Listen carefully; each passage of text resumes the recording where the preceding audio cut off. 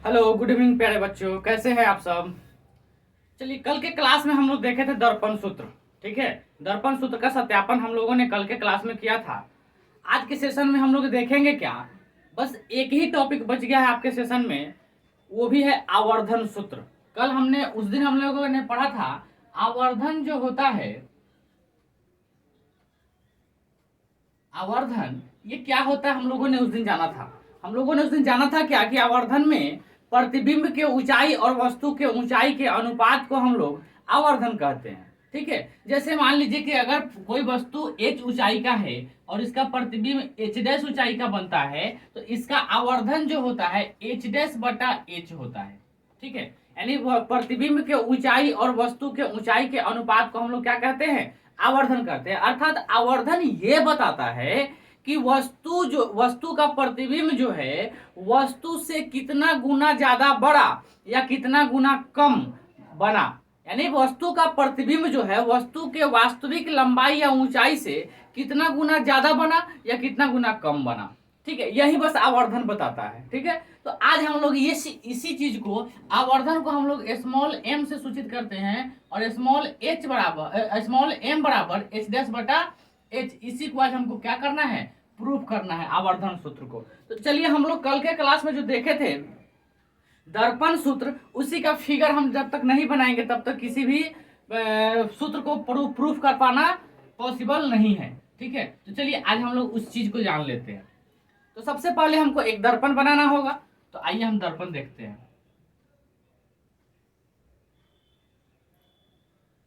कौन सा दर्पण हम बना रहे हैं बच्चों, बताओ तो। ये कौन सा दर्पण हो गया, कौन सा दर्पण हुआ जी? ये हो गया आपका अवतल दर्पण। क्यों अवतल दर्पण हो गया? कल के क्लास में भी हमने बताया था, पहले वाले क्लास में भी हमने बताया था। अवतल दर्पण जो होता है जिसका परावर्तक सतह जो होता है धंसा हुआ होता है। तो इधर से प्रकाश का किरण परावर्तित होगा, इसलिए ये वाला भाग धंसा हुआ है। अतः इसे हम कौन कौन सा दर्पण कह सकते हैं, अवतल दर्पण कह सकते हैं। इस अवतल दर्पण में इसको हम लोग कहते हैं ध्रुव, इसको कहते हैं हम लोग फोकस, और इसको कहते हैं वक्रता केंद्र। और ये वक्रता केंद्र का इधर वाला जो भी पार्ट होता है वो सब क्या होता है, वो सब होता है अनंत। ठीक है। तो हम लोगों ने कल देखा था क्या, दर्पण सूत्र को प्रूफ करने में वस्तु को हम लोग कहीं भी रखे थे। कहाँ रखे थे हम लोग रखे थे अनंत और वक्रता केंद्र के बीच में। तो मान लीजिए कि अनंत और वक्रता केंद्र के बीच में इस वस्तु को रख दिए। प्रतिबिंब बनाने के लिए कितना किरण की जरूरत पड़ता है, 2 किरण का। पहला किरण हम लोग कहाँ गुजारेंगे, मुख्य अक्ष के समानांतर गुजारते हैं। ठीक है। तो मुख्य अक्ष के समानांतर गुजारने के बाद प्रकाश की किरण कहाँ से टकराने के, दर्पण से टकराने के बाद कहाँ से लौट जाती है, तो ये फोकस से होकर क्या होती है, लौट जाती है। फोकस से होकर क्या होती है, लौट जाती है। ठीक है। और दूसरा प्रकाश का किरण हम गुजारेंगे तभी तो प्रतिबिंब का निर्माण होगा। तो दूसरा प्रकाश का किरण जो है गुजारने के लिए हम लोग कहाँ से गुजारेंगे, ये हम लोग दूसरा प्रकाश का किरण डायरेक्ट हम लोग ध्रुव पे गुजारेंगे। ठीक है। दूसरा प्रकाश किरण कहाँ गुजारेंगे, ध्रुव पे। तो हम जानते हैं कि किरण आरेख जो है कहाँ से गुजरेगा तो कितना डिग्री का कोण बनाएगा, और कहाँ से गुजरेगा तो कैसे रिटर्न होगा। ठीक है। तो उसके बारे में हम लोगों ने पहले वाले क्लास में देखा था क्या, हमने बताया था कि अगर कोई प्रकाश की किरण ध्रुव पर आती है तो ध्रुव पर जितना डिग्री का कोण यानी आपतन कोण बनाती है, उतना ही डिग्री का परावर्तन कोण बनाते हुए प्रकाश की किरण लौट भी जाती है। तो यहाँ पर आपतन कोण ये हो गया। तो ये जितना डिग्री का कोण यहाँ बना रहा है उतना ही डिग्री का कोण बनाते हुए क्या होगा, ये यहाँ से निकल भी जाएगा। उतना ही डिग्री का कोण यहाँ से बनाते हुए निकल भी जाएगा। ठीक है। ये निकल गया, यहाँ पर थोड़ा सा टेढ़ा हो गया, इसको सीधा कर लीजिए।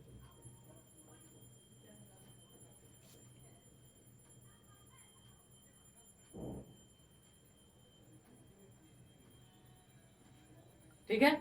चलिए, अब ये कहां पर कटा, ये यहां पर कट गया, यानी वक्रता केंद्र और ध्रुव फोकस के बीच में कटा। वक्रता केंद्र और फोकस के बीच में कटा। जितना डिग्री का कोण ये बनाया उतना ही डिग्री का कोण ये भी बनाया। कोई दिक्कत नहीं ना। चलिए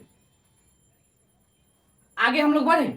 आगे बढ़ने के दरमियान में अब हम लोगों को इसमें क्या, कल हम लोगों ने दर्पण सूत्र को जब प्रूफ किया था तो उस दर्पण सूत्र में हम लोगों ने क्या क्या प्रूफ किया था कि हम लोगों को 4 त्रिभुज दिख रहा था, एक ये दो और एक सॉरी एक ये त्रिभुज दिख रहा था, एक ये त्रिभुज दिख रहा था, और एक ये 4 त्रिभुज हम लोग को दिख रहा था। लेकिन आज हम लोग क्या करेंगे, आज हम लोग इस त्रिभुज और इस त्रिभुज के बारे में क्या करेंगे, बात करेंगे।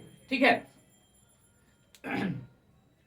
हाँ, यहाँ पर हम क्या करेंगे, कोई मान लीजिए कि यहाँ पर क्या है, कोई वस्तु ए है और ये बी है, कोई वस्तु ए बी क्या है, कोई वस्तु है, और इसका प्रतिबिंब यहाँ बन रहा है, इसका प्रतिबिंब यहाँ बन रहा है, इसका भी नाम दे देते हैं, इसका नाम देते हैं ए डैश और इसका नाम देते हैं हम लोग बी डैश। कोई दिक्कत नहीं ना। तो अब चलिए हम लोग को प्रूव करना है दर्पण सूत्र, यानी प्रतिबिंब का ऊंचाई और वस्तु के ऊंचाई के अनुपात को सत्यापित करना है। ठीक है, चलिए अब तो आज के क्लास में हमको ये बताने की जरूरत नहीं पड़ेगा कि वस्तु दूरी कौन सा है, प्रतिबिंब दूरी कौन सा है, फोकस दूरी कौन सा है।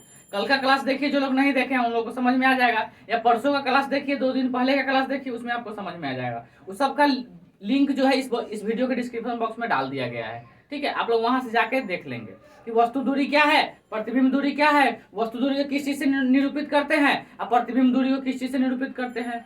कहाँ कहाँ वस्तु रहेगा तो उसको नेगेटिव मानेंगे, कहाँ रहेगा तो पॉजिटिव मानेंगे। हम साफ शब्दों में आज भी बता देते हैं कि ये दर्पण जो है, दर्पण के बाईं ओर की जो भी दूरियां नापी जाती है वो सब ऋणात्मक होती है।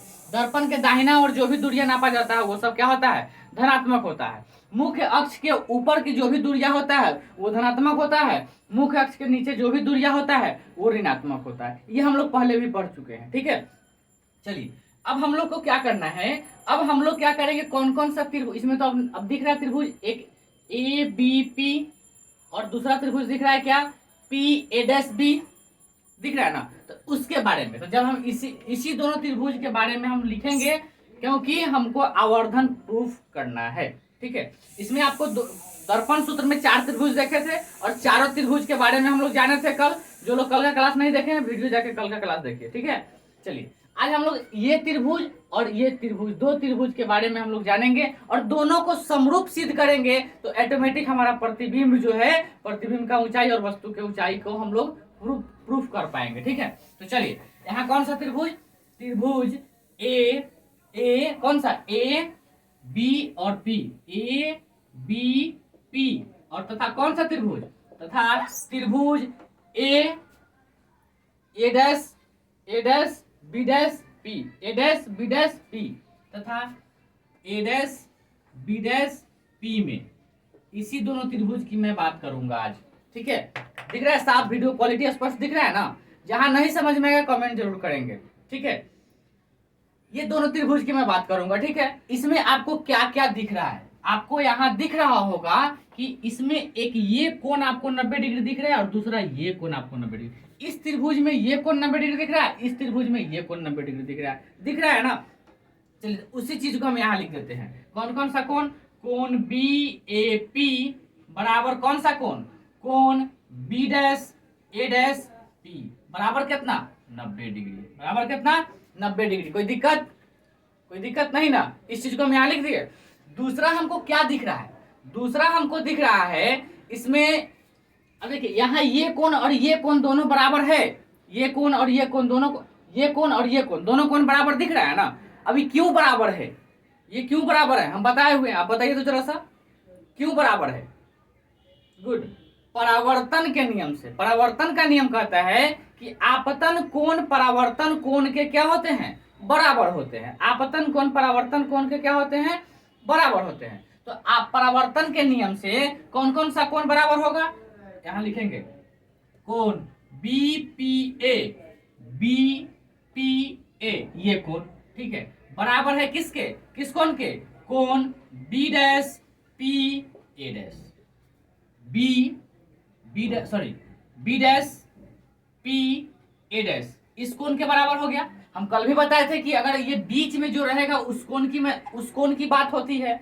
तो यहाँ P की बात हो रही है कौन में, किस कोण में, बी पी ए, तो बीच में कौन सा है, P है, तो बी पी ए मतलब इस कोण को, जो बीच में रहेगा उस कोण का बात होगा।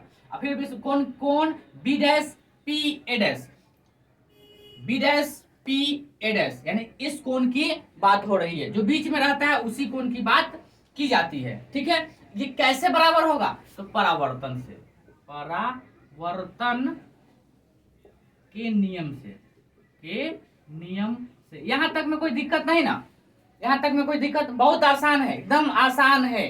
ठीक है, आज ये इसको प्रूफ करने के बाद ये आपका चैप्टर खत्म हो जाएगा। कहीं से अगर कोई टॉपिक बचा हुआ है तो फिर आप हमको कमेंट करके बताइएगा। ठीक है, चलिए ये तो दोनों बराबर हो गए। अब जब दोनों बराबर हो गए, दो कोण बराबर हो गए, तो कल हमने ये भी बताया था कि अगर किसी त्रिभुज के दो कोण को बराबर कर दिया जाता है, वो दोनों त्रिभुज क्या होगा? अगर किसी दो त्रिभुज के दो दो कोण आपस में बराबर प्रूफ कर दिया जाए तो वो दोनों त्रिभुज क्या होते हैं? समरूप होते हैं। वो दोनों त्रिभुज क्या होते हैं? समरूप होते हैं। तो यहाँ दोनों कोण बराबर कर दिया, दिखा दिया गया, बता दिया गया। तो दोनों कोण जब बराबर है तो ये दोनों त्रिभुज क्या होगा? समरूप होगा। कौन कौन सा त्रिभुज समरूप होगा? इसलिए त्रिभुज ए बी पी तथा नहीं, ए बी पी समरूप का सिंबल हम कल बताए थे, ऐसा। ठीक है, कौन सा त्रिभुज? त्रिभुज ए डैश बी डैश पी समरूप होंगे। ठीक है, तो अब समरूप जब होते हैं तो हमने क्या बताया था कि समरूप त्रिभुज का एक नियम होता है कि उसमें उसके जो ये भुजा और ये भुजा का अनुपात, ये भुजा और ये भुजा का अनुपात क्या होते हैं? परस्पर एक ही अनुपात में होते हैं। परस्पर संगत भुजाएं परस्पर समान अनुपात में होते हैं। तो अगर त्रिभुज समरूप हो तब, तो कल जैसे हम लोगों ने प्रूफ किया था कि संगत भुजा यानी इस त्रिभुज का ये जो भुजा होगा वो, और इस त्रिभुज का ये, संगत भुजा का मतलब कि सामने माने सेम जैसा, एक जैसा कहिए, या फिर जहां का ये इस त्रिभुज का जो भुजा ये है, उसी तरह से इस त्रिभुज का जो भुजा इसके बराबर होगा उसको हम लोग संगत भुजा कहेंगे। तो इसमें क्या हो जाएगा? संगत भुजा क्या होता है? परस्पर एक ही अनुपात में क्या होते हैं? विभाजित होते हैं। तो इसका संगत भुजा क्या हो जाएगा? ए बी हो जाएगा। और इस त्रिभुज का संगत भुजा क्या हो जाएगा? इसके अकॉर्डिंग ए डैश बी डैश, ए डैश बी डैश, तो बटा ए डैश बी डैश। ये किसके बराबर होगा? अब आधार में आएंगे तो आधार में क्या हो जाएगा? एपी कहिए या पीए कहिए, ये होगा इसके लिए आधार और ये होगा इसके लिए आधार। ठीक है, कोई दिक्कत नहीं ना। तो पी ए अब बटा क्या? P A dash. कोई दिक्कत? कोई दिक्कत नहीं ना। इतना हम लिख सकते हैं ना, इतना हम लिख सकते हैं। तो चलिए इसको हम लोग कर देते हैं क्या, इसके आगे हम लोग बढ़ते हैं।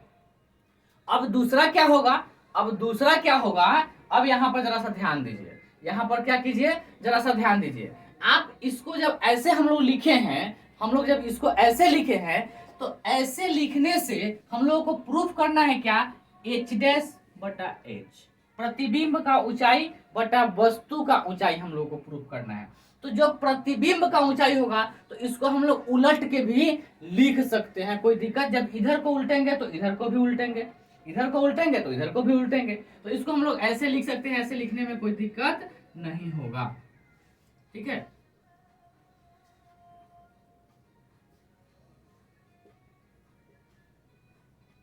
समझ में आ गया? ऐसे लिख सकते हैं हम लोग, कोई दिक्कत नहीं है। चलिए अब क्या होता है, अब हम लोग क्या करेंगे? अब देखिए ये ए डैश बी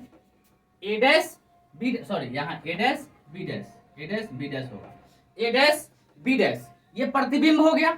और ये हो गया क्या? ये क्या हो गया? ए बी वस्तु का ऊंचाई हो गया। तो प्रतिबिंब का ऊंचाई बटा वस्तु का ऊंचाई हो गया। अब देखिए पी ए डैश, इसको हम लोग, ये तो प्रतिबिंब है ना, तो प्रतिबिंब यहाँ पर है, तो ध्रुव से प्रतिबिंब के बीच की दूरी को हम लोग क्या कहते हैं? प्रतिबिंब दूरी कहते हैं। प्रतिबिंब दूरी कहते हैं ना, ये हम लोग पहले भी पढ़े हैं कि प्रतिबिंब दूरी, ध्रुव से प्रतिबिंब के बीच की दूरी को प्रतिबिंब दूरी कहते हैं। ध्रुव से वस्तु के बीच की दूरी को वस्तु दूरी कहते हैं। ध्रुव से फोकस के बीच की दूरी को हम लोग क्या कहते हैं? फोकस दूरी कहते हैं। कोई दिक्कत? अब देखिए, तो इसको हम लोग क्या कह सकते हैं? प्रतिबिंब दूरी कह सकते हैं ना। तो प्रतिबिंब दूरी को किस चीज से डिनोट करते हैं? किस चीज से सूचित करते हैं? तो स्मॉल भी से। तो इसके जगह पर हम लोग क्या लिख सकते हैं? भी लिख सकते हैं। कोई दिक्कत नहीं ना। चलिए अब ये भी जो है, ये भी पॉजिटिव होगा कि नेगेटिव होगा? ये भी जो होगा ये पॉजिटिव होगा कि नेगेटिव होगा? क्योंकि ये दर्पण से बाईं ओर की दूरी को नाप रहा है, इसलिए ये क्या हो जाएगा? चलिए लाइट कट जाने की वजह से थोड़ा सा डिस्टर्ब हो गए, चलिए कोई बात नहीं।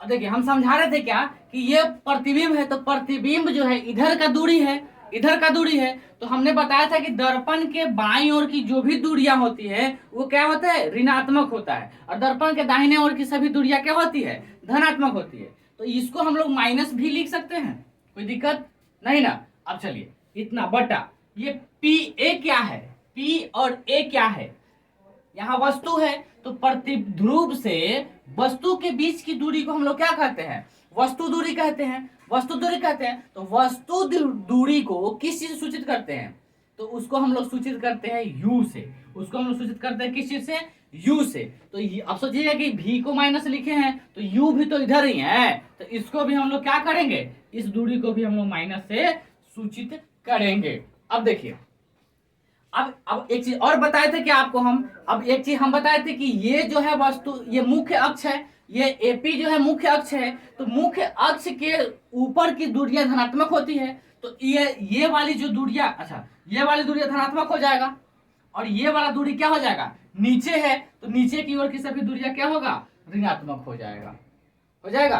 तो इसी को हम लोग कहते हैं आवर्धन। तो इसको हम लोग लिख सकते हैं माइनस ए डैश बी डैश बटा प्लस ए बी बराबर इतना लिख सकते हैं माइनस भी बटा माइनस यू, कोई दिक्कत नहीं ना।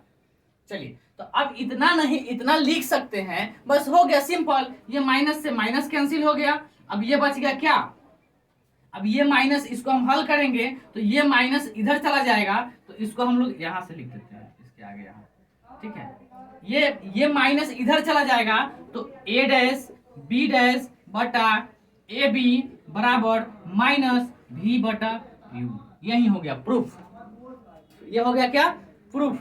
अब इसको हम लोग क्या लिख सकते हैं, प्रतिबिंब की ऊंचाई बटा वस्तु के ऊंचाई को हम लोग क्या कहते हैं, आवर्धन कहते हैं। मतलब इसको हम लोग एम से सूचित करते हैं, स्मॉल एम से सूचित करते हैं, एम बराबर माइनस भी बटा यू। ये हो गया आपका क्या, सत्यापित। ये हो गया क्या,